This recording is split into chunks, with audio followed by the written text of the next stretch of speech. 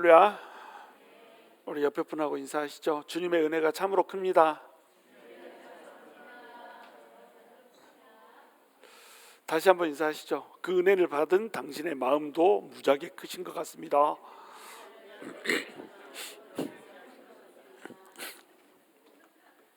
도무지 인정하지 못한 표정으로 자, 오늘은 채소밭인가 가시밭인가 라고 하는 제목으로 히브리서 6장 7절에서 12절 말씀 함께 나누기 원합니다. 자, 6장 4절에서 6절까지가 가장 성경에서 좀 논란이 많이 되는 난해 구절 중에 하나라고 얘기를 했습니다. 자, 함께 읽어볼까요? 지난주 했지만 다시 한번 4절부터 6절 쭉 한번 읽어보겠습니다. 시작. 한번 빛을 받고 하늘의 은사를 맛보고 성령에 참여한 바 되고 하나님의 선한 말씀과 내세의 능력을 맛보고도 타락한 자들은 다시 새롭게 하여 회개하게 할 수 없나니 이는 그들이 하나님의 아들을 다시 십자가에 못 박아 드러내놓고 욕되게 함이라. 아멘. 자, 이 말씀이 어려운 이유는 한번 타락한 자들이 다시 새롭게 하여 회개하게 될 수 없다라고 하는 거, 회개할 수 없다라고 하는 거, 이게 이제 논란이 되는 겁니다. 그리고 회개하지 못할 뿐만 아니라 이 사람들이, 그러니까 이걸 보면은 마치 구원을 잃어버린 것처럼 이렇게 돼 있어요. 구원을 잃어버릴 뿐만 아니라 아예 회개도 할 수 없고 이렇게 돼 있다는 거예요. 구원을 잃어버릴 뿐 아니라 다시 돌이켜서 구원을 찾을 수도 없는 것처럼 이렇게 기록이 되어 있다는 겁니다. 그러니까 이것이 성경 전체에서 얘기하고 있는 은혜의 교리하고 맞아떨어지지 않는 거예요. 그래서 이 구절이 어마어마한 이제 논쟁거리가 됩니다. 지금도 논쟁거리가 되고 있는 거예요. 그래서 이 구절을 해석하는 해설 방법만 해도 제가 알기로 한 50가지가 넘어요. 다양하게 쪼개놓으면 크게 이제 뭐 한 4가지 정도가 되는데, 자, 한 번 빛을 받고 하늘의 은사를 맛보고 성령에 참여한 바 되고 하나님의 선한 말씀과 내세의 능력을 맛봤습니다. 자, 이러면 이 사람은 어떤 사람이죠? 크리스찬이란 말이에요. 근데 여기서도 논란이 있습니다. 어떤 사람은 그 맛만 봤다, 예를 들어서 가룟 유다 같이 그냥 맛만 봤지 진정으로 믿는 사람은 아니었다, 이렇게 이제 보는 사람이 있고, 이 사람은 아무리 봐도 크리스찬이다, 이렇게 이제 보는 사람이 있고, 저는 이제 어떻게 본다고요? 이 사람은 크리스찬이었다, 이렇게 봅니다. 자, 크리스찬이었는데 이 크리스찬이 타락을 해버렸단 말이에요. 이 타락은 도덕적 타락이 아니라고 그랬어요. 우리가 예수를 잘 믿다가 가끔씩 죄를 범할 수 있습니까? 없습니까? 범할 수 있습니다. 여기서 없습니다 하면 안 되는 거예요. 여러분 다 범하고 있습니다. 오늘 또 여러분은 죄를 범하고 왔어요. 어떤 방식으로든 죄를 범하고 왔습니다. 그러면 타락했죠. 아니, 타락이라고 말할 정도까지는 안 지었고 이렇게 말할 수 있지만 주님이 보시기에 모든 죄악은 타락입니다. 여기서는 얘기하는 타락은 도덕적 타락을 얘기하는 게 아니에요. 이 타락은 뭐라고요? 배교를 의미한다라고 하는 겁니다. 그래서 우리 그리스도의 초보로 돌아가지 말고 그 초보에서부터 온전한 대로 나아가라, 1절에서부터 3절에서 그렇게 얘기했지 않습니까? 그 초보라고 하는 것이 뭐였어요? 유대교를 얘기한다고 그랬습니다. 유대교하고 기독교가 오묘하게 복음과 율법이 오묘하게 맞물리는 그런 부분, 영역이 있다고 그랬죠. 거기에서부터 출발을 해가지고 우리 복음이 이제 시작을 하는 거예요. 그러니까 율법이라고 하는 토대에서부터 복음이 출발을 한다는 겁니다. 그렇기 때문에 비슷하게 느껴진단 말이에요. 비슷하게 느껴지니까 로마의 핍박이 오고 압제가 와버리면, 그리고 이제 히브리인들의 이 유혹이 와버리면, 이렇게 이 죽음을 맞서면서까지 예수를 믿느니 차라리 비슷한데 유대교로 돌아가 버릴까? 이렇게 하고 유대교로 돌아가려고 시도를 하는 사람들이 있었다는 거예요. 이런 사람들한테 너네는 그 그리스도의 도의 초보를 버리고 온전한 대로 나가라. 초보는 뭐예요? 율법, 유대교, 이게 초보입니다. 그리고 이것과 오묘하게 맞물리는 그 기독교의 교리들, 기독교의 교리가 초보라고 그랬죠. 그런데 유대교에도 그 교리는 있다고 그랬어요. 이것이 오묘하게 맞물리는 곳이 다 초보라고 그랬어요. 근데 어떤 것이 초보가 아니라고요? 유대교를 완전히 벗어나서 오직 예수만이 길이라고 하는 것을 인정하는 것, 이것이 초보를 벗어나는 겁니다. 그리고 여기에서 더 나가서 그렇다라고 한다면 예수만이 길고 예수만이 생명이기 때문에 예수님을 온전히 붙들어서 예수님을 온전히 신뢰하기 때문에 예수님이 다 책임질 거야 하고 내 삶으로, 내 몸으로 말씀들을 살아내는 것, 이것을 초보를 벗어나서 온전한 데에 이르는 거라고 얘기한단 말이에요. 갓난아이의 신앙에서부터 벗어나서 장성한 자의 신앙으로 나아가는 것이라고 표현을 한다라고 하는 겁니다. 이 복잡성을 여러분 이해하시겠죠? 제가 2주에 거쳐서 설명을 했습니다. 자, 그런데 이렇게 한 사람들이 이제 타락을 해버렸다. 타락을 했다는 것은 뭘로 돌아갔다는 거예요? 유대교로 돌아갔다는 겁니다. 그러면 이 사람들은 다시 새롭게 하여 회개하게 할 수가 없다라고 되어 있습니다. 자, 그러면 유대교로 돌아가 버리면 배교인데, 배교한 사람들은 다시 회개할 수 없는 걸까요? 다시 회개할 수 있습니다. 자, 이것이 예수 그리스도가 은혜를 주셔서 그 은혜로 구원을 받았는데 우리가 배교를 해버리면 회개도 다시 못할 정도로 버림을 받게 되는가, 이 얘기를 하고 있지 않다는 거예요. 여기에서 지금 하고자 하는 얘기는 뭐냐면 경고를 하고자 하는 겁니다. 이 경고를 하는데, 경고를 할 때 마치 구원을 잃어버릴 수도 있다는 식으로 경고를 했단 말이에요. 근데 성경 전체를 놓고 봤을 때 성경 전체의 가르침은 뭡니까? 우리 하나님께서 은혜로 구원을 주신 것을 우리의 공력으로 더하거나 빼거나 되돌릴 수 없다는 거예요. 은혜로 구원을 주셨으면 은혜로 그 구원이 계속 유지가 된다고 하는 겁니다. 은혜로 주신 것을 우리의 행위로 취소시킬 수 없다는 거예요. 그렇기 때문에 배교를 했다고 할지라도 회개를 하면 하나님께서는 그 회개를 들어주실 수밖에 없다는 거예요. 근데 이 사람은 왜 회개를 할 수 없다고 제가 설명을 했죠? 유대교로 돌아가 버렸어. 유대교로 돌아갔으니까 어떻게 되겠어요? 예수님만이 길이 아닌 거예요. 뭐가 길이에요? 제사를 드리면 될 것 같아. 제사를 드리면 내 죄를 속할 수 있을 것 같아. 그래서 동물 제사로 돌아가서 다시 동물 제사를 드리는 겁니다. 다시 할례로 돌아가서 할례를 받고 막 이렇게 한단 말이에요. 이런 것들은 전부 다 예표고, 이런 것들은 전부 다 토대고, 이것을 토대로 해서 예수 그리스도, 실체인 예수 그리스도가 와가지고 이게 진짜야 라고 보여줬으면 예수 그리스도를 통해서만 구원이 있다는 것을 알고 예수 그리스도만 붙들어야 되는데, 이 사람들은 예수 그리스도만 붙드는 것이 아니고 다시 동물 제사를 드리고 있단 말이에요. 다시 짐승 제사를 드리고 있다는 겁니다. 자, 그러면 여기에 구원이 있어요, 없어요? 구원이 있을 수가 없다는 거죠. 회개할 수 있어요, 없어요? 회개할 수 없다는 겁니다. 회개는 누구를 통해서만 이루어집니까? 예수 그리스도를 통해서만 이루어지는데, 예수를 붙잡을 수 없기 때문에 다시 회개하게 할 수가 없다는 거예요. 그런데 이 사람이 정신을 바짝 차리고 다시 예수 그리스도만이 길다 생각해가지고 예수 그리스도를 붙들어 버리면 어떻게 되겠어요? 하나님께서는 얼마든지 다시 회개하게 해줄 수 있다고 하는 겁니다. 다시 회개케 할 수 있다는 거예요. 자, 그렇다면 이 사람은 진짜 믿은 사람이었는가, 안 믿은 사람이었는가? 저는 이 사람이 진짜로 믿은 사람이었다라고 판단을 하는 겁니다. 왜 그러냐면, 자, 믿지 않는 사람이었다면 이 사람이 다시 새롭게 하여 회개할 수 없다는 말을 할 수가 있어요, 없어요? 이 사람이 회개한 적이 없습니다. 예수를 안 믿는 사람이면 회개한 적이 없어요. 그 사람, 그러면 이 사람한테는 뭐라고 얘기해야 되냐면, 이 사람은 영원히 회개할 수 없나니, 이렇게 얘기를 해야 된단 말이에요. 근데 다시 새롭게 하여 회개할 수 없나니 이렇게 얘기했다는 건 뭐예요? 예수 그리스도 안에서 그 예수 그리스도의 피를 붙잡고 회개하고 하나님께로 돌이킨 적이 있다는 겁니다. 그러면 믿는 사람이 안 믿는 사람이요? 믿는 사람이라는 거죠. 자, 그런데 이 사람이 하나님의 아들을 다시 십자가에 못 박아 드러내놓고 욕되게 함이라. 이 사람은 유대교로 돌아가 버렸어.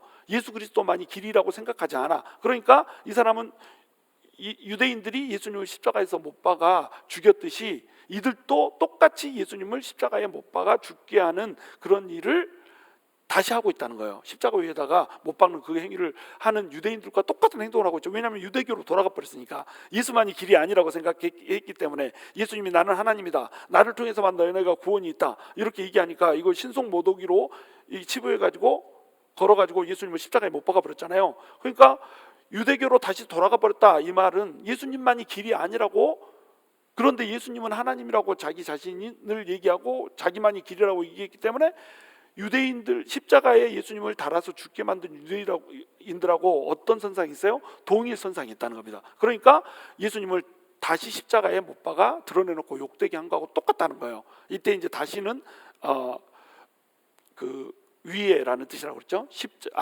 하나님의 아들을 십자가 위에 못 박아 드러내놓고 욕되게 함이라, 이렇게 이제 설명을 했단 말이에요. 자, 그래서 이것을 설명하는 여러 가지 방법 중에 뭐 크게는 한 50개 이 정도 되고요.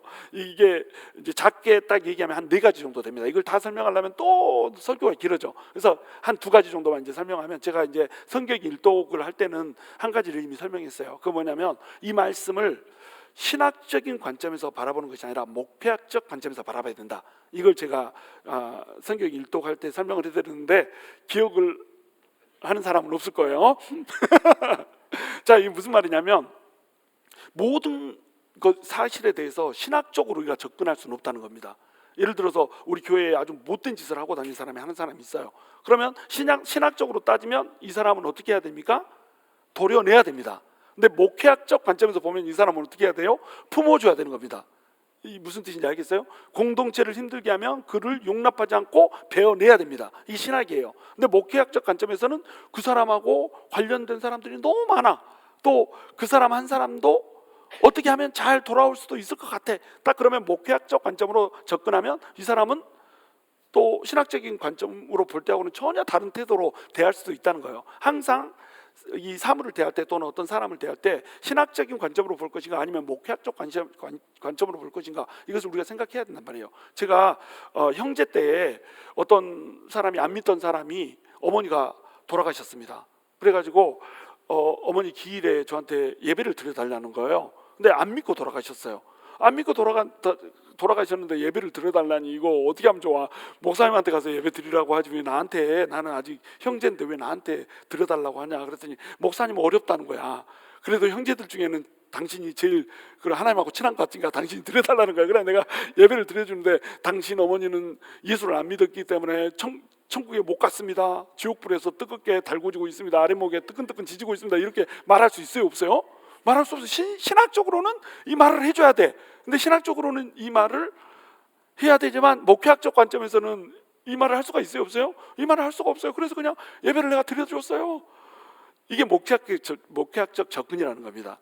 그러니까 모든 것이 막 그 신학적으로 보면 자로 잰 듯이 자르고 베고 막 이렇게 할 수 없다는 거예요. 그래서 이 신학적으로 봤을 때는 자, 너네가 새롭게 회개할 수도 없다 막 이렇게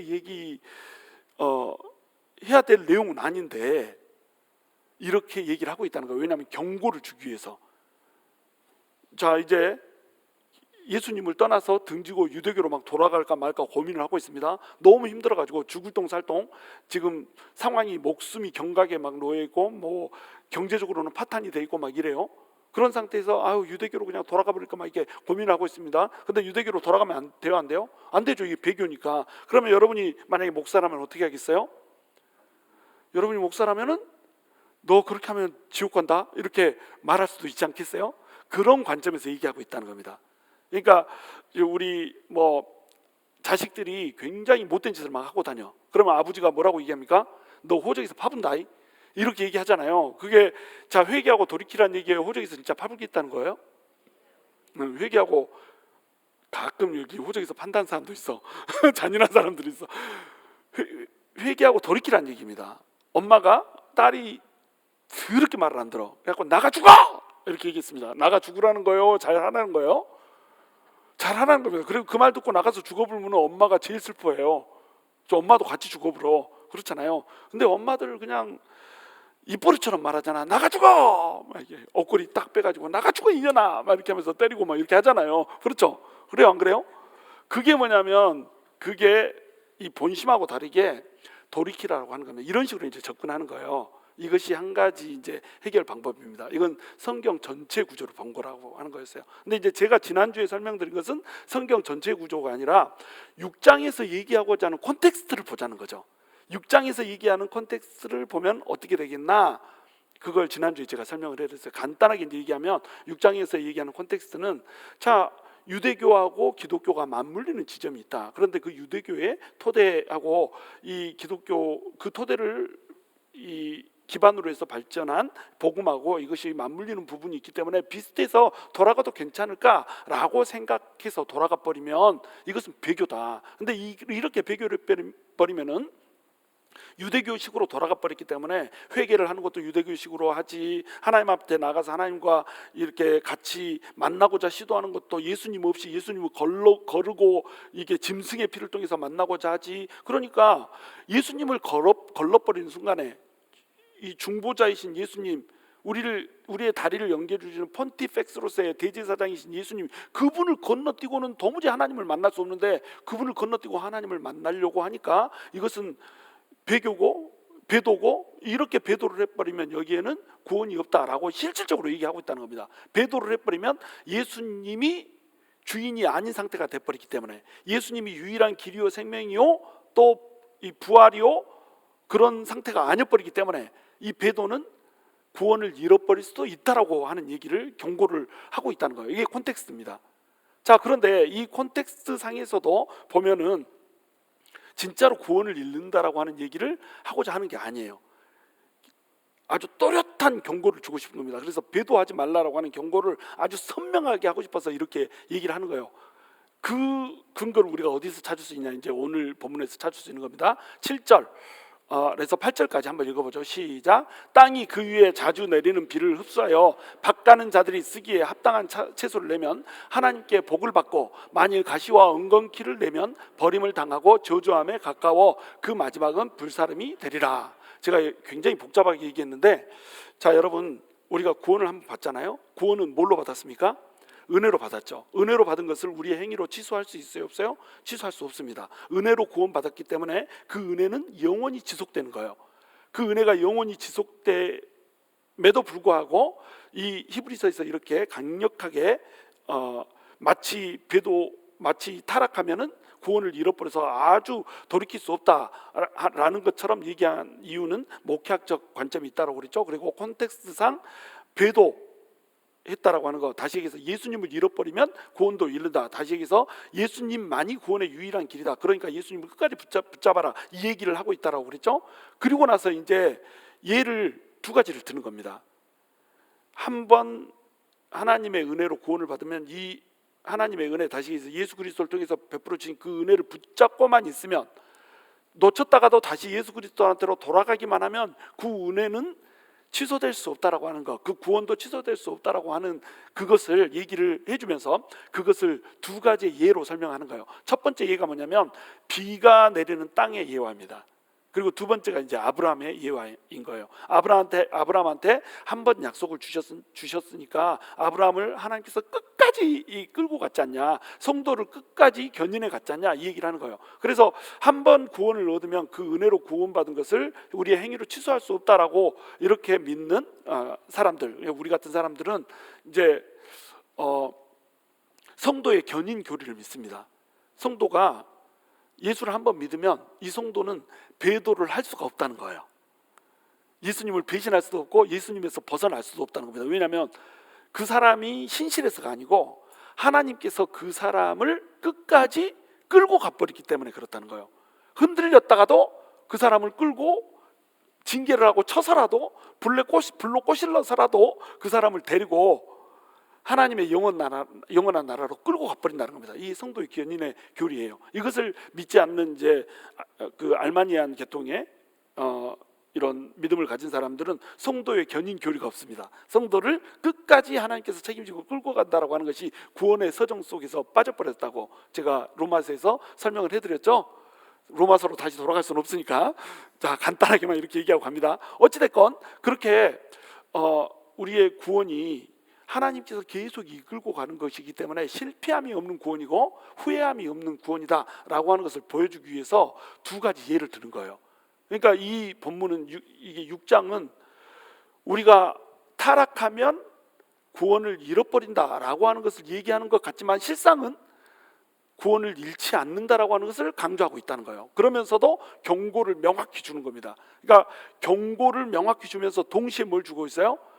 동시에 격려를 주고 있는 거예요. 이 사람들은 유대교로 돌아가려고 했던 것이 그 사람들이 폐역해서가 아니었어요. 그 사람들이 부정해서가 아니었습니다. 이 사람들이 유대교로 돌아가려고 했던 이유는 뭐냐면 낙심해서였어요. 이게 죽음의 위협이 계속 쉬지 않고 와버리니까, 경제적인 파탄이 계속 쉬지 않고 와버리니까 이 고통을 견딜 수 없어서 어쩔 수 없이 밀려갔다는 겁니다. 그러니까 이 사람들이 지금 처하고 있는 상황은 뭐냐면 낙담이에요. 낙담. 그럼 낙담돼 있다. 그래서 예수님을 떠나려고 한다. 그러면 뭘 해줘야 되겠어요? 떠나면 안 돼! 이렇게 경고해야 되겠죠. 그러면서 낙담돼 있으니까 어떻게 해야 되겠어요?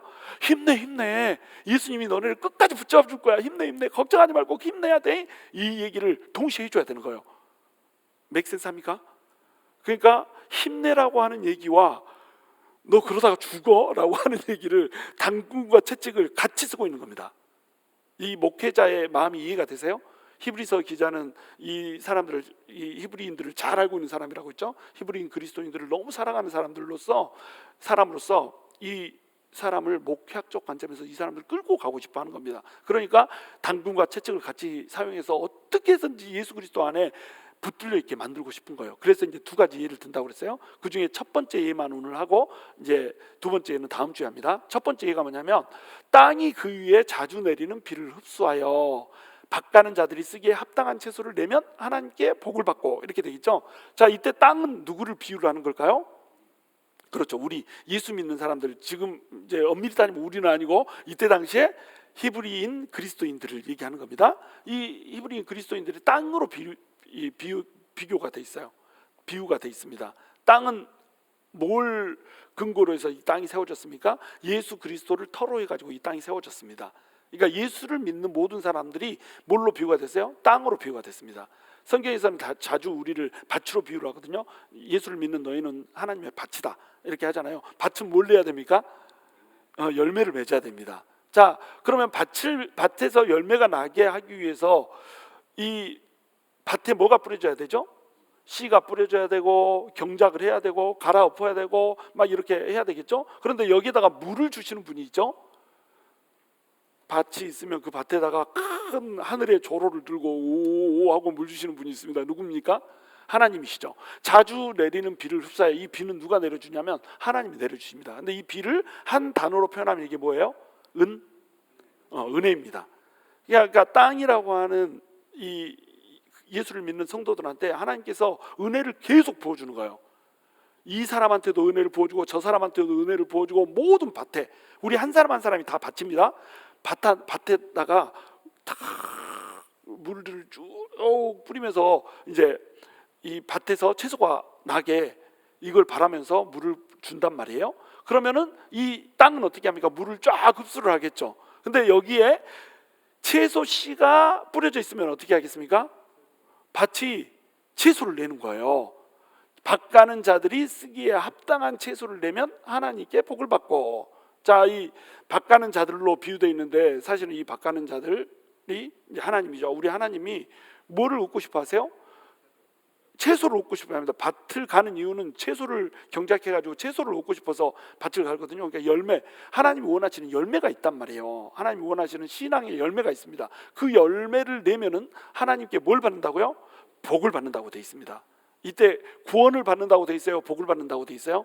복을 받는다고 돼 있죠. 그러니까 이것은 구원에 관한 얘기가 아니라 뭐에 대한 얘기다? 상급에 관한 얘기다는 거예요. 상급에 관한 얘기. 그러니까 너네가 지금 핍박이 오지, 시련이 오지, 로마 사람들이 막 너를 죽이려고 하지, 이런 상황에서도 끝까지 버티고 인내하면 어떻게 해주겠다는 거예요? 복을 주겠다는 겁니다. 상급을 주겠다는 겁니다.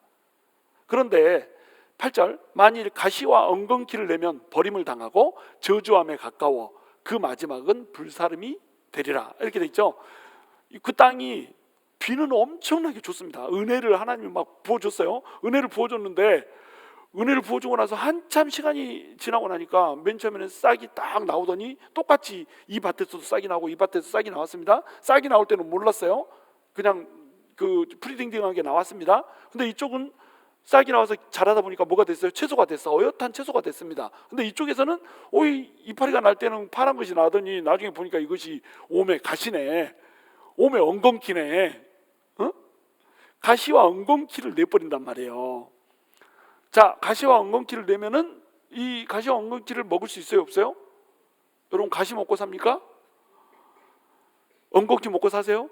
엉겅퀴 차 타서 먹는데 그런 거 말고 음식으로 먹지 않잖아요. 자, 가시와 엉겅퀴를 내면은 이것은 버림을 당한다는 거예요. 그래서 저주함에 가까워서 그 마지막은 불사름이 되리라. 자, 그러면 여러분 이것을 불사를 때 땅이 채소를 냈습니다. 채소밭은 채소를 냈으니까 불 살 필요가 있어요, 없어요? 불을 안 사르죠. 그러면 이 채소는 어떻게 합니까? 걷어들이고 이 채소를 낸 밭은 복을 준다는 거예요. 너는 잘했다. 야, 땅이 어쩜 이렇게 잘했냐? 막 이렇게 하면서 땅을 복을 준다는 거예요. 열매를 맺은 그 성도를 복을 준다는 겁니다. 그런데 가시와 엉겅퀴를 내버렸어. 그러면 이것을 어떻게 버린다고요? 태워버려. 자, 이걸 태워버리면 타는 건 뭐예요? 땅 엉겅퀴와 가시가 막 자랐습니다. 그래가지고 성질이 나가지고 엉겅퀴하고 가시를 내. 그래가지고 땅에다가 그냥 확 기름을 뿌리고 그냥 불을 질러버렸어. 그러면 확 불이 나겠죠. 불이 타겠죠. 불이 타고 나면은 없어지는 게 뭐예요? 가시와 엉겅퀴입니다. 땅은 없어져요, 안 없어져요? 안 없어진다는 겁니다. 바로 그런 관점에서 볼 때 땅은 뭐라고 그랬죠? 비유할 때 예수를 믿는 그리스도인들. 예수를 터전으로 해가지고, 예수를 터로 해가지고 우리가 땅이 돼가지고 땅에서 지금 채소밭을 낼지 가시와 엉겅퀴를 낼지 이것을 결정했다라고 한다면, 가시와 엉겅퀴를 내면 불로 태우긴 하는데 불로 타는 것이 땅이 아니라는 거예요. 땅은 그대로 불로 태워도 있다는 겁니다. 뭘 태워요? 가시와 엉겅퀴를 태운다는 겁니다. 그러니까 이것은 구원을 잃는다라고 하는 것이 아니라 공력이 불로 태워지고 나면 아무것도 남지 않는다는 것을 얘기하고 있어요. 이거 고린도전서에서 똑같은 얘기가 나오죠. 자, 너희가 예수 그리스도를 터로 삼아가지고 여기에다가 집을 세운다. 집 얘기를 이제 합니다. 우리 성도를 이제 집으로 얘기한다면, 성도는 집을 세워가지고 이 집을 가지고 뭘 해야 됩니까? 멋진 신앙의 집을 지어야 된단 말이에요. 그러면 집을 지을 때 뭘로 지어야 돼요? 금이나 은이나 보석으로 지어야 됩니다. 왜냐하면 언젠가 이 집을 불로 태워볼 때가 오거든요. 우리 하나님이 이게 진짜로 튼실한 집인지 아닌지를 불로 태울 때가 옵니다. 불로 딱 태웠는데 금으로 딱 집을 지어버렸어. 은으로 또 집을 지어버렸어. 또 보석으로 집을 지어버렸어. 그러면은 불로 태울 때 불에 타요, 안 타요? 안 탑니다. 그러니까 불이 딱 임해가지고 심판이 딱 임해도, 또는 징계가 딱 임해도 보석이나 금과 은으로 집을 지은 사람은 그 집이 안 타고 그대로 있는 거예요. 메롱 하고 그대로 있는 겁니다. 그러면은 이 사람은 어때요? 상을 받는 거예요. 야, 이렇게 멋진 집을, 네가 이렇게 멋진 신앙의 집을 나한테 지어줬구나. 너는 상을 받아라. 그래가지고 하나님의 영광을 주는 거예요. 하나님 가장 가까운 곳에, 하나님 보좌 가장 가까운 곳에 머물 수 있게 하고, 또 그 영광이 가장 빛나게 이렇게 만들어준다고 하는 겁니다. 근데 그 사람이 집을 짓는데 뭘로 지었냐면 지프로 지었어요. 또 풀로 지었어요. 나무로 지었어요. 정확히 이렇게 얘기합니다. 나무나 풀로, 지프로, 지푸라기로 집을 지은 사람이 있단 말이에요. 그걸로 집을 지으면 이제 우리 주님이 결국에는 모든 집을 다 태워보거든요. 이제 사람들이 지은 신앙의 집들을 전부 다 불로 태워봅니다. 태워봤을 때 나무로 지은 집은 어떻게 되죠? 타버려. 자, 지푸라기로 지었으면 어떻게 될까요? 타버려. 더 빨리 탔어. 집으로, 이 나무로 지으면 타버려. 근데 지푸라기로 집을 지으면 어떻게 해요? 타버려. 그렇게 빨리 타본단 말이에요. 그러니까 뭘로 집을 지어야 된다는 거예요? 금은 보석으로 집을 지어야 된다는 겁니다. 그렇게 해서 금은 보석으로 집을 지으면은 이 사람은 상급을 받고, 이 지푸라기나 나무나 풀로 지은 사람은 공력이, 그 사람이 쌓은 공력이란 말이에요. 신앙의 공력이 나무, 풀, 지표이기 때문에 전부 불에 타고 나면은 이 사람은 아무것도 가진 것이 없이 불 가운데서 겨우 구원을 얻는다고 이렇게 얘기해요. 그러니까 이 사람은 구원을 얻어요, 못 얻어요? 구원을 얻습니다. 얻는데 어떻게 얻어요? 아무것도 남지 않은 채 얻는 거예요. 겨우 천국 언저리에 발 딛고 떨어질 똥 말똥 이렇게 구원을 얻는다는 거 하는 겁니다. 이것이 신앙의 공력을 쌓은 사람과 안 쌓은 사람의 차이예요. 그러니까 지금 로마의 핍박이 오고 있습니다. 핍박이 오기 전에는 내 신앙이 공력이 얼마인지를 알 수가 없어요. 핍박이 와봐야, 어려움이 와봐야, 풍파가 쳐봐야 내 신앙의 공력이 어떤지를 압니다. 그러면은 신앙의 공력이 내가 약해가지고 흔들려. 그러면 내 집이 뭘로 짓고 있구나. 지금 풀과 나무와 지푸라기로 집을 짓고 있구나. 그러면 얼른 어떻게 하면 됩니까? 이거 금과 은으로 집을 지어야겠다. 이렇게 마음을 다잡고 올 수 있는 거다. 그것이 시련의 유익입니다. 예수를 믿다가요, 내 뜻대로, 내 기도 제목대로 우리 하나님이 들어주지 않으면 우리가 어떻게 합니까? 에이, 그만 믿어버렸겠다 진짜, 이렇게 하고 돌아가는 사람이 있어요, 없어요? 있습니다. 이 사람은 원래부터 예수님을 믿지 않았던 사람입니다. 예수님을 무엇 때문에 믿었어요? 혹시 나한테 복을 줄까, 선앙당의 신을 믿듯이, 없는 신을 믿듯이 믿었던 겁니다. 그러니까 이 사람은 믿지 않았던 사람이죠. 근데 여기는 상황이 좀 달라요. 여기는 목숨이 왔다 갔다 하잖아요. 너 예수를 부인 안 하면 죽여버려. 이 상황하고 우리가 비는 것이, 우리가 원하는 것이 있었는데 이 원하는 것이 안 들어져 가지고 우리 발로 떠나는 거하고 이게 차이가 있어요, 없어요? 분명한 차이가 있죠.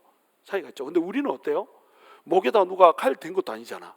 머리에다 총 겨눈 것도 아니잖아. 너 예수 믿을래 안 믿을래 겨냥한 것도 아니잖아요. 그런데 조금만 내 뜻대로 안 되면 어떻게 해요? 웜에 진이가 오늘 또 안 나버렸네 이렇게 한단 말이에요. 예수님을 요술램프 속에 진이 정도로 생각해가지고 비벼도 문대도 안 나오네. 우리 기도할 때 그 요술램프 앞에다 놔두고 기도하잖아요. 이렇게 주님 비비면서 주님 빨리 뻥 하고 나와가지고 소원을 말해봐. 내가 소원 말했으니까 들어주세요. 이렇게 했는데 소원을 말했는데 안 들어줘 버려. 그럼 어떻게 되죠? 진이는 없었다. 그녀는 없었다. 막 이렇게 하면서 진이는 없었다. 그분은 없었다. 막 이렇게 하면서 예수님을 떠나버릴 생각한단 말이에요. 그러면 그 사람은 처음부터 믿음이 없거나 지푸라기로 집을 지었다는 겁니다.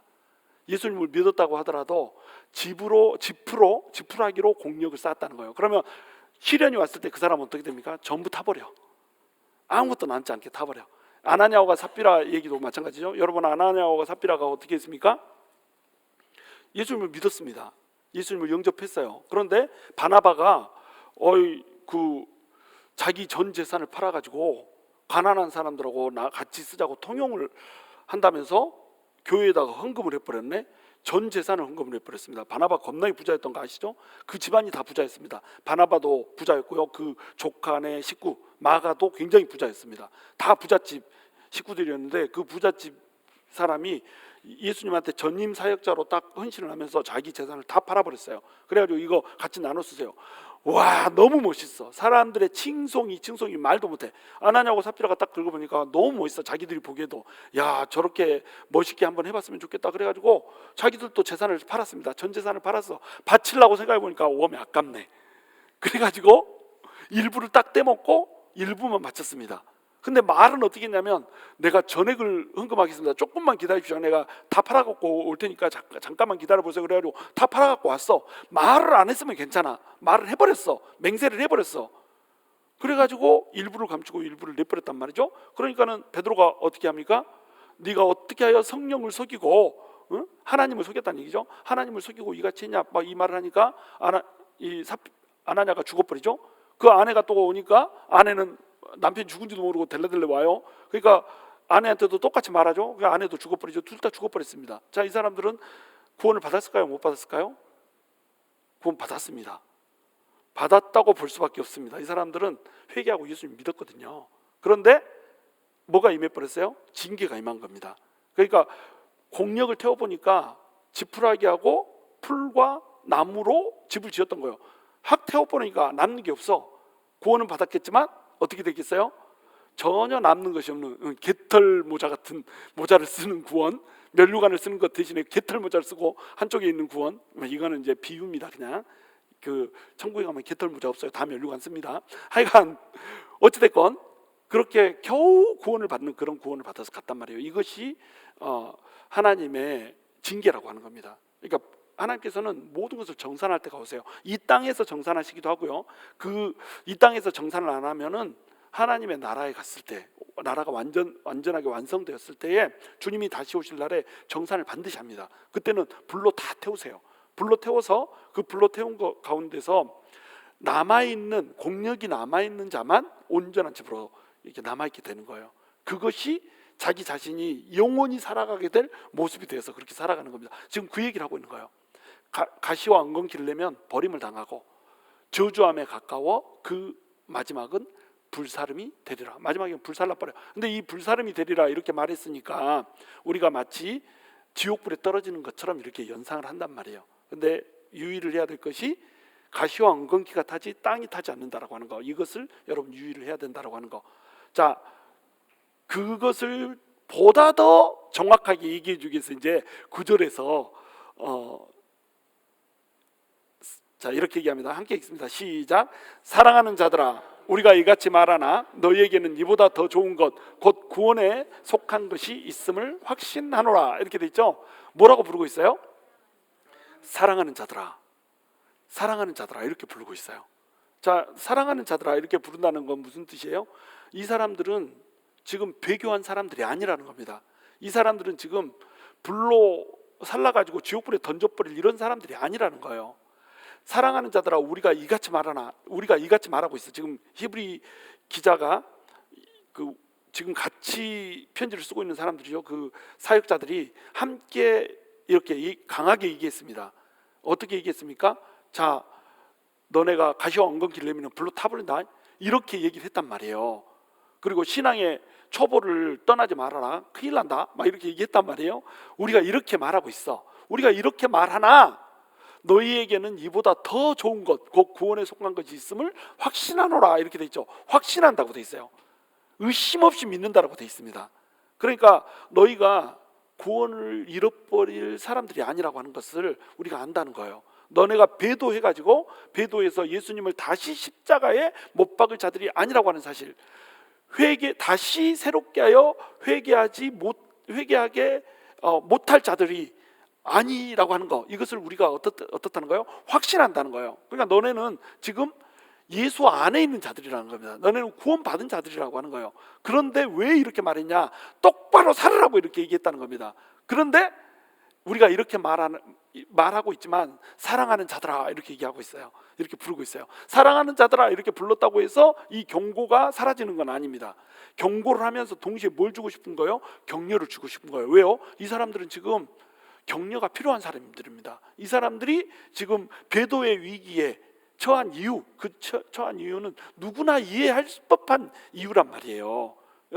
여러분들한테 누가 목에다 칼 대놓고 너 지금 교회 나가면 죽여볼 거요, 이러면은 교회 나올 거예요, 안 나올 거예요? 나온다고? 죽어보면 어떻게 교회 나와?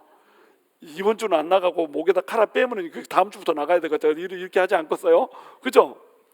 또 똑같이 좀 더 나가서 예수를 한번 저주해봐라 이러면 우리 중에 예수 저주할 사람 꽤 셀걸요? 꽤 많을 거예요. 자, 여러분, 우리는 지금 히브리 기독교인들이, 이 당시 히브리 기독교인들이 처한 상황 속에 안 처했을 뿐입니다. 이 사람들이 구원을 받지 못한 사람들이라고 하는 것, 이 사람들은 절대 회개하게 할 수 없다라고 하는 것을 여러분이 쉽게 얘기할 수 없다는 거예요. 그렇게 쉽게 얘기하는 순간 어떻게 되냐면 내 구원도 흔들려 버립니다. 나도 흔들려 버려요. 여러분 장담할 수 있어요? 목숨을 잃는 위기 가운데 끝까지 예수를 나는 버리지 않는다, 이렇게 장담할 수 있습니까? 내 기도 제목 하나만 안 들어도 흔들흔들 하잖아요. 우리 흔들흔들 야야야야, 우리 맨날 부르는 노래가 흔들흔들 아니에요? 흔들흔들 야야야야, 이거 기도 제목 안 들어줬네요. 흔들흔들 야야야야, 이거 뜻대로 안 됐네요. 흔들흔들 야야야야, 어째 이렇게 직장은 취직이 안 되나요? 흔들흔들 야야야야. 흔들리는 신앙을 가지고 우리 살아가잖아요. 그렇잖아요? 죽이는 것도 아닙니다. 그냥 뜻대로 안 될 뿐이에요. 근데 흔들흔들 한단 말이에요. 근데 이 사람들은 죽음의 위기 가운데 있다니까요. 흔들릴만 해요, 안 해요? 흔들릴만 합니다. 이것을 히브리서 기자도 충분히 이해하고 있는 거예요. 그래서 흔들리고 있지만 너네가 절대 돌아가면 안 된다, 이것을 엄중하게 경고를 해주면서 동시에 뭘 해줘야 되는 거예요? 격려를 해줘야 되는 거예요. 야, 내가 다 알아, 다 이해해. 그렇게 힘드니까 그런 결정을 할 수도 있지.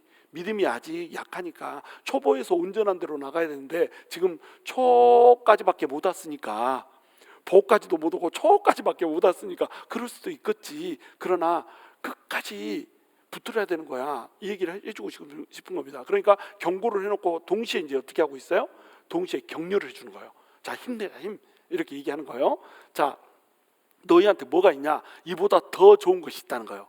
곧 구원에 속한 것이 있다고 하는 거예요. 너네한테는 구원이 있다. 또 그 구원에 속한 것이 있다. 구원을 하나님께서 주실 때, 자, 너네는 믿고 천국 간다, 이것만 준 게 아닙니다. 하나님께서는 비를 어마무시하게 내려버렸습니다. 은혜의 단비를 어마무시하게 내려버렸어요. 구원이라고 하는 것은 그냥 예수 믿고 천국 간다, 나중에 우리 죽고 나서 천국 간다, 이 수준의 것이 아니고 과거, 현재, 미래의 구원, 그리고 우리 영혼, 육의 구원, 통전적인 구원을 얘기하는 거예요. 그러니까 구원에 속한 것이 얼마나 넓은지 몰라요. 이것을 우리가 안 쓰고 있을 뿐이지 어마어마하게 넓은 그 은혜들을 우리가 다 누리고 있습니다. 이것을 우리가 안 쓰고 있죠. 뭐 시즌권이 딱 주어졌는데 이걸 갖고 들어가면 공짜로 모든 걸 탈 수 있습니다. 놀이기구 다 탈 수 있는데 놀이기구 하나 탈 때마다 돈이 들어가는 줄 알고 놀이기구 하나만 딱 타고 내려왔어. 그런데 10개를 다 타도 공짜라는 거야. 그러면 9개 못 탄 거 어떻게 할 거야 도대체? 에? 저기 여러분 그거 가보셨어요? 그 크루즈 가면 뱃속에 있는 거 전부 공짜입니다. 수영장도 공짜고 먹는 것도 공짜고 마시는 것도 공짜고 다 공짜야. 그 크루즈 한번 갔다 오면 대머리 된다잖아요. 공짜라고 막 마셔가지고 다 공짜야. 다 공짜인데 이것이 공짜라고 하는 사실을 모르면 어떻게 돼요? 방에 콕 박혀가지고 창밖만 바라보다가 어메 경치 멋있다 이러고 그냥 돌아오는 거예요. 나도 안 가봐서 모르지만 그 좋은 거 산의 진미를 다 놓고도 그걸 먹어요? 못 먹어요? 못 먹어. 근데 이것이 전부 뭐예요? 공짜라는 거예요. 마치 구원이 그렇다는 겁니다. 펼쳐져 있는 것이, 널려져 있는 것이 너무너무 많은데 이것을 누리지를 못해.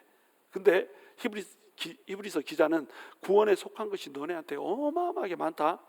예수만 붙들어라. 예수 안에 진짜 너네가 바라는 그 이상의 상상하지 못하는, 꿈꾸지 못하는 그런 것들이 다 들어있다. 이렇게 얘기를 하고 있는 거예요. 자, 10절 함께 읽습니다. 시작. 하나님은 불의하지 아니하사 너희 행위와 그의 이름을 위하여 나타낸 사랑으로 이미 성도를 섬긴 것과 이제도 섬기고 있는 것을 잊어버리지 아니하시느니라. 자, 지금 어떠한 얘기를 하고 있냐면 하나님은 불의하지 않다고 얘기하고 있습니다. 하나님이 불의하지 않기 때문에, 하나님이 정의롭기 때문에 너희는 구원을 받는다 이렇게 얘기하고 있어요. 여러분, 하나님이 정의롭다고 하는 거하고 구원을 연결시키고 있습니다. 이게 이해가 되세요? 하나님은 긍휼하신 분이기 때문에 너네는 구원을 받을 거야 이렇게 얘기해야 되는데 지금 어떻게 얘기하고 있어요? 하나님이 불의하지 않다. 하나님이 공의롭다. 공의의 하나님이니까 너네는 구원받는다 이렇게 얘기하고 있단 말이에요. 왜 이렇게 얘기하고 있을까요? 이 공의를요, 우리 예수님이 이미 해결을 해버린 겁니다. 예수님이 이미 공의의 문을 통과할 수 있게 피를 흘려버렸어요. 그렇기 때문에 이 공의의 문을 인간은 절대 통과할 수 없거든요. 인간은 자기의 불의 때문에, 자기의 죄 때문에 이 공의의 문, 하나님의 공의라고 하는 이 문을 절대 통과할 수 없습니다. 그런데 하나님이 예수 그리스도를 보내주면서 공의를 이룰 수 있게 우리한테 뭘 줘버렸어요? 의의를 전가시켜 줘버렸어. 우리의 죄를 누구한테 전가해버렸어요? 예수님한테 전가해버리고 예수님의 의의를 누구한테? 우리한테 전가를 해버렸어. 이 의의를 뭐라고 부릅니까? 하나님이 인정하시는 의의라고 불러요. 자, 하나님이 우리한테 의의를 전가를 해버렸어. 그러면 우리 하나님은 공의로워요? 공의롭잖아요? 우리 하나님 공의롭죠. 우리 하나님은 공의 자체입니다.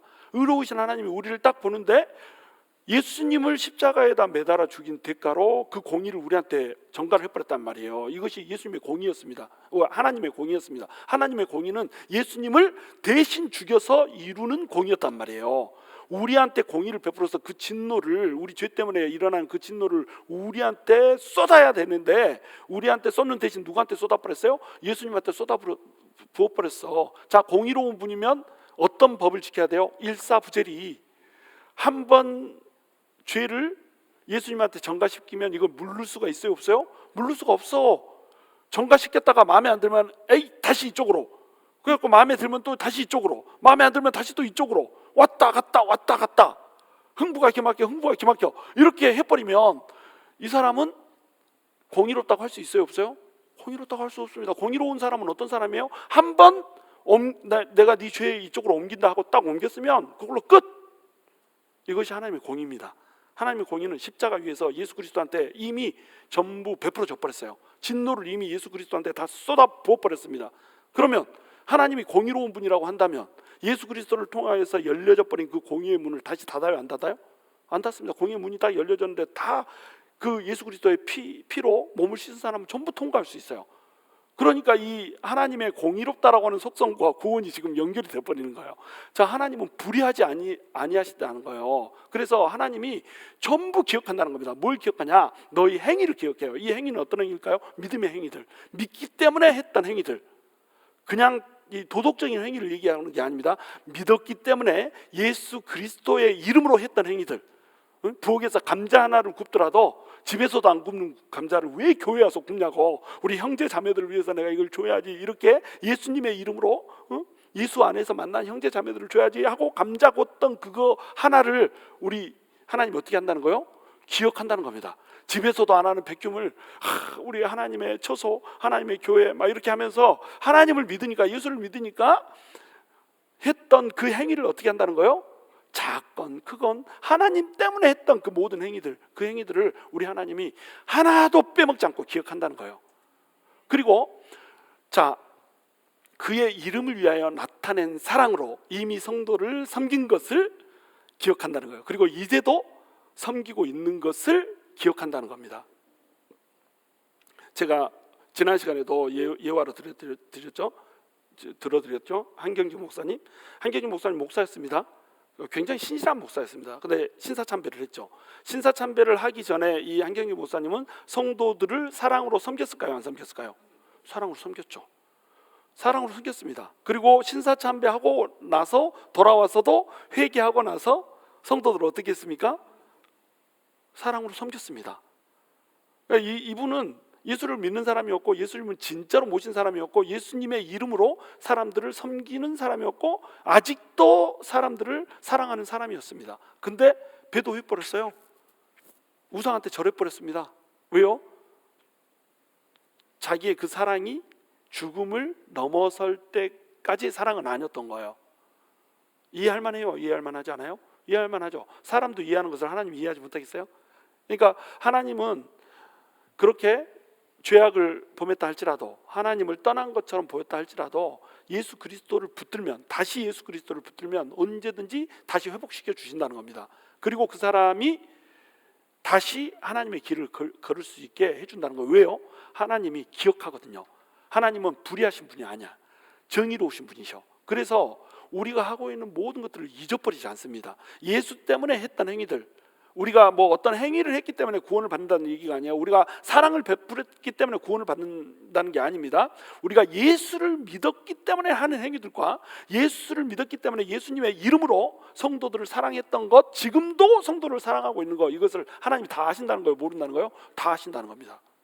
네가 예수를 믿었으니까, 나를 믿었고 또 나를 찾는 자에게 상 주시는 분이라고 하는 것을 너네가 믿었으니까 지금 이렇게 사랑하고 있지, 이렇게 하면서 하나님이 기억한다는 거예요. 여러분, 우리가 교회에서 섬기는 사랑들 있잖아요. 한 영혼을 위해서 우리가 품팔아가면서 또 시간 들어가면서 우리 돈 들어가면서 섬기는 그 사랑, 여러분, 그 사랑을 여러분이 왜 베푸세요? 예수 믿으니까 베풀잖아요. 그렇잖아요?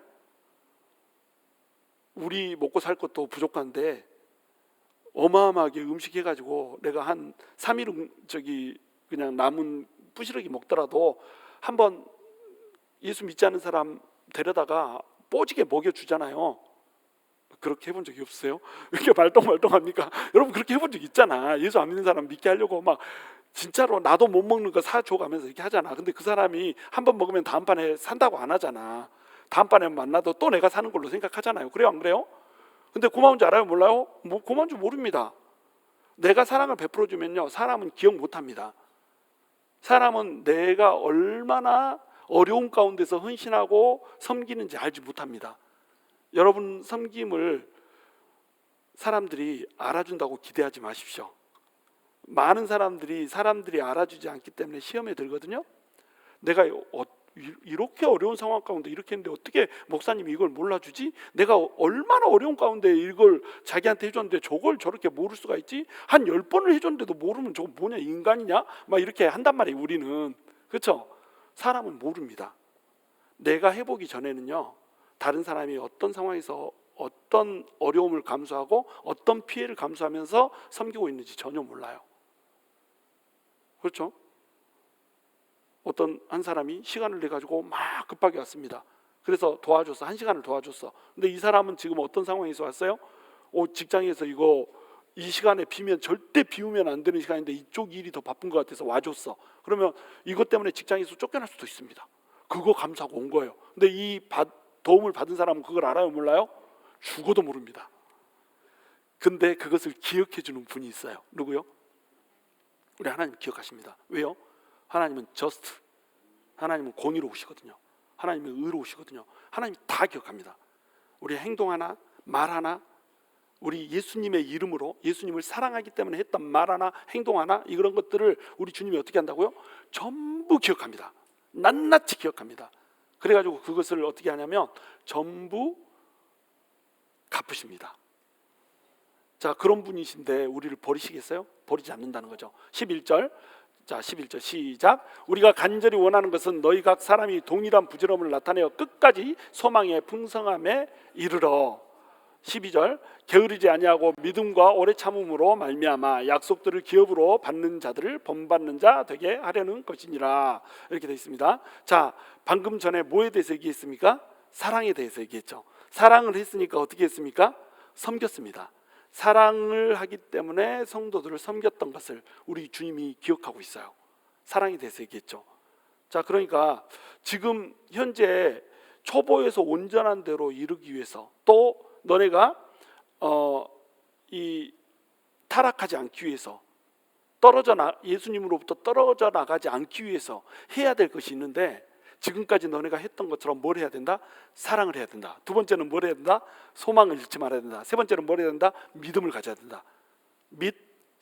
사, 믿음, 소망, 사랑을 얘기하고 있습니다. 믿음, 소망, 사랑을 가지고 위기를 견디라는 거예요. 위기는 뭘로 견디냐? 믿음, 소망, 사랑을 가지고 견디는 겁니다. 지금까지 해왔던 것처럼 끝까지 성도들을 사랑하는 그 사랑으로, 예수님을, 하나님을 끝까지 사랑하는 그 사랑으로 견뎌야 돼요. 두 번째는 뭐예요? 소망입니다. 우리가 간절히 원하는 것은 너희 각 사람이, 한 사람 한 사람이 동일한 부지런함을 나타내어 끝까지 소망의 풍성함에 이르러. 이렇게 됐죠.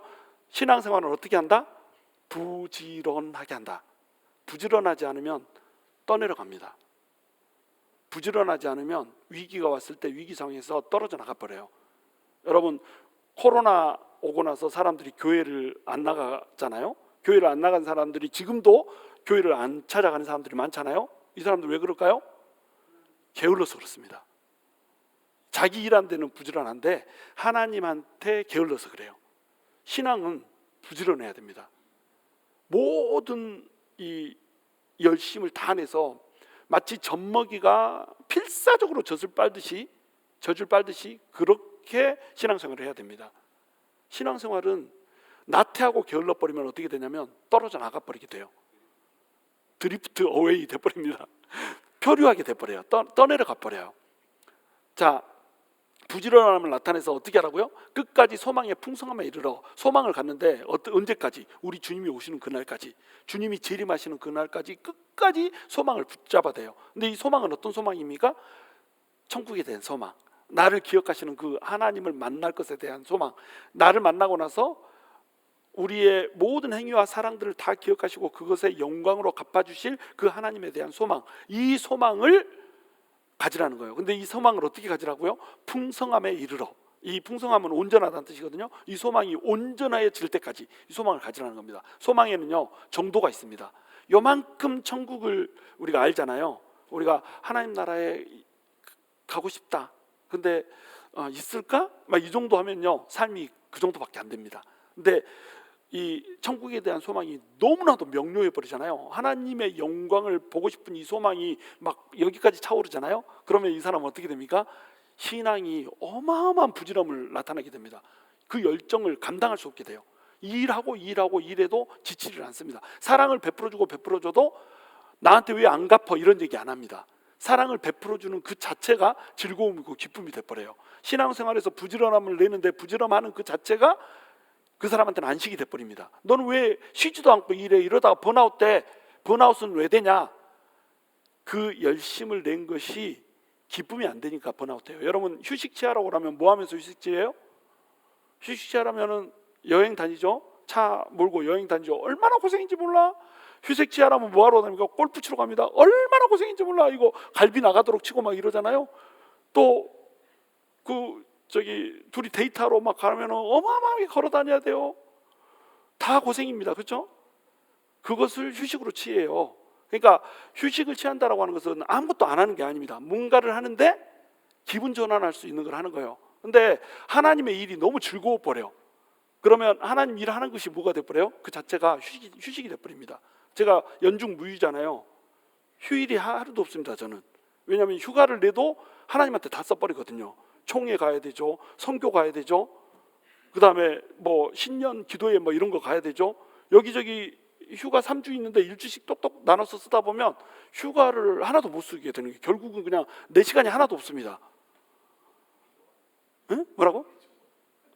근데 좋아. 근데 그것이 즐거워. 그러니까 즐겁게 그 사역들을 하고 일을 해버리니까 그 일이 뭐가 돼버려요? 나한테는 휴가가 돼버려요. 여러분이 여행 다니는 거하고 똑같은 효과가 내가 성경 공부 열심히 해가지고 여러분한테 가르쳐 주려고 밤잠 못 이루는 거하고 똑같은 게 돼버린다니까요.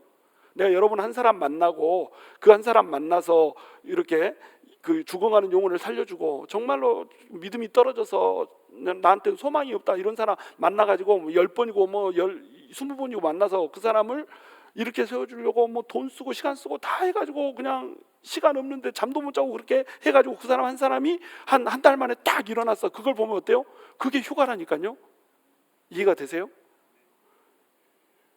소망의 풍성함이 우리를 그렇게 만드는 겁니다. 소망은요, 소망의 정도가 있어요. 온전한 진짜 100%의 소망이 있고요, 1%의 소망이 있고요. 소망을 얼마나 품냐에 따라서 우리가 시험을 얼마나 잘 이겨내는가 이것이 결정이 돼버립니다. 그래서 사람들이 막 물어봅니다. 좀 쉬엄쉬엄 하세요. 일하는 게 저는 쉬는 겁니다. 영혼을 돌보는 것이 쉬는 것이고요, 말씀을 준비하는 것이 쉬는 것이고요, 말씀을 전하는 것이 쉬는 것이고요. 그 주님 안에서 안식을 해버리니까. 그래도 나중에 휴가는 쓸 거예요. 어쨌든 자, 12절 함께 있습니다. 시작. 게으르지 아니하고 믿음과 오래 참음으로 말미암아 약속들을 기업으로 받는 자들을 본받는 자 되게 하려는 것이라. 게으르지 않아. 좀 부지런함을 나타내라고 했고, 지금 이제 또 어땠습니까? 게으르지 말라고 그랬습니다.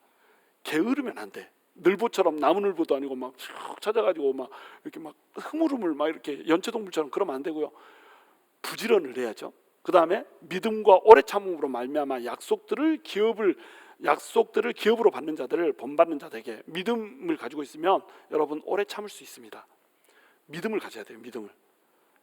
그러면서 이제 약속들을 기업으로 받는 자들을 본받는 자 되게 하려는 것이냐 이렇게 되겠죠. 약속들을 기업으로 받는 자들 대표적인 예가 누가 있습니까?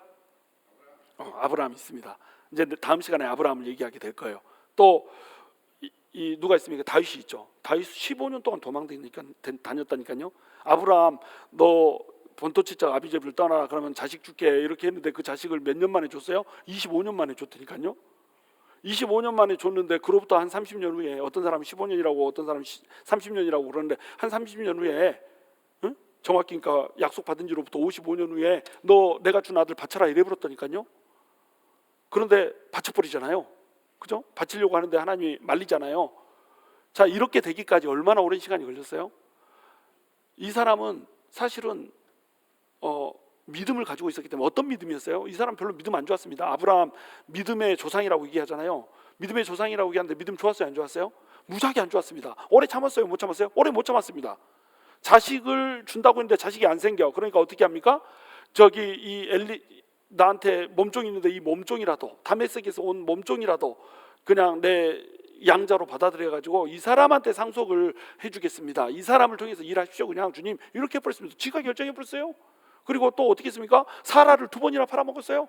바로한테 팔아먹고 나중에 아비멜렉한테 그것도 약속의 자식 이삭을 임신했는데 그거 팔아먹고 버렸습니다. 그리고 아기가 안 생기니까, 사라한테 아기가 안 생기니까 어떻게 버렸습니까? 젊은 여자 하갈한테 들어가서 애를 낳으시오. 사라가 그러니까 아싸 가오리 그러면 들어가고 자가지고 애기 낳아버렸잖아요. 그래가지고 이스마엘 낳아버렸지 않습니까? 이렇게 했다니까요. 자, 오래 참았어요? 못 참았어요? 오래 못 참았어요. 믿음이 있었어요? 없었어요? 없었어요. 그런데 뭘 믿었다는 거예요? 도대체 뭘 믿었다는 거예요? 하나님의 약속을 믿은 겁니다. 약속을 믿었는데 그 약속이 뭔지 명확히 붙잡지를 못해서 흔들 했지만, 하나님이 크게 그 약속해 준 나를 통해서 모든 민족이 복을 받게 하겠다라고 하는 그 약속은 그가 잊지 않고 붙잡고 있었다니까요. 그런데 그 안에 있는 자잘한 믿음들은 어땠어요? 부스러기 믿음이었어요.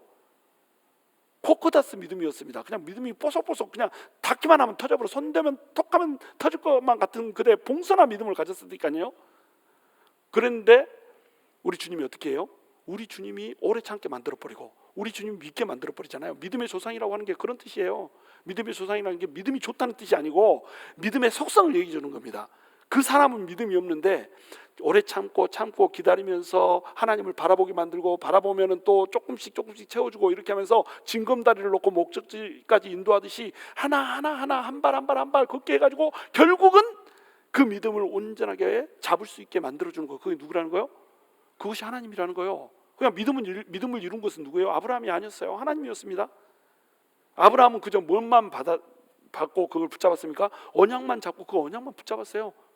그 언약만 그냥 붙들고 있었습니다. 우리한테 언약이 주어져 있죠? 언약이 어떤 언약이 주어져 있습니까? 예수 그리스도라고 하는 언약이 주어졌어요. 우리한테 신약이 주어졌습니다. 아브라함이 받았다는 그 언약보다 너무나도 큰 언약이 우리한테 주어졌어요. 그리고 그 언약을 우리는 붙들고 가고 있습니다. 그 언약 끝에 뭐가 있습니까? 천국이 있고요. 천국의 영광이 있고요. 그 영광에 하나님의 영광이 있고요. 영광에 더한 영광이 있습니다. 그것을 우리는 붙들고 가고 있는 거예요. 근데 우리가 흔들릴 수 있어요? 없어요? 흔들릴 수 있습니다. 아브라함처럼 똑같이 흔들릴 수 있어요, 우리가. 그렇죠? 그런데 누가 우리를 붙들고 가주세요?